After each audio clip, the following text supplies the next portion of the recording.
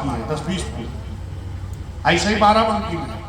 अब आपके यहाँ हमें लगता है कुल मिला के कैसे सेक्टर बना होगा, 10 सेक्टर में मुश्किल से। पूरे विधानसभा में कितना बना होगा लगभग है? 9 सेक्टर बना है, बताओ, है 45। अब आप लोगों की वजह से जो अगली रणनीति हम बना रहे थे वो हमारी फेल हो रही है। तो आज हम यहां जितने लोग आए हैं, मैं आप सभी लोगों से निवेदन कर रहा हूं कि आप मेरा साथ दो। ये बाबा साहब की मूर्ति लगी है ना, ये बाबा साहब की मूर्ति को गौर से देख लिया करो। सुनिए, एक हाथ में बाबा साहब के क्या है? संविधान, एक हाथ में संविधान और दूसरे हाथ से क्या कह रहे हैं? क्या कह रहे हैं? कैसे करोगे? इसी तरह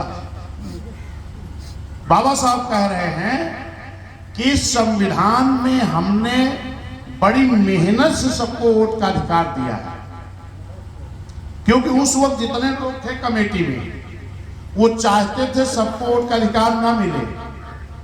वोट का अधिकार किसको मिले? जो स्नातक किया हो, बीए में पढ़ा हो।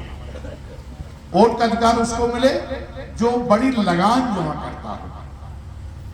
वोट का अधिकार उसको मिले जो राजा महाराजा हो, जिम्मेदार हो।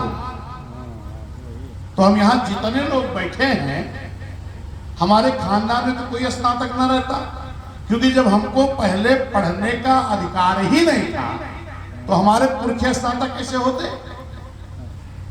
अब स्नातक ना होते तो वोट का अधिकार नहीं होता।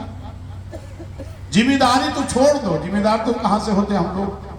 राजा रजवाड़े कहां से होते? समझ रहे हो ना बात का?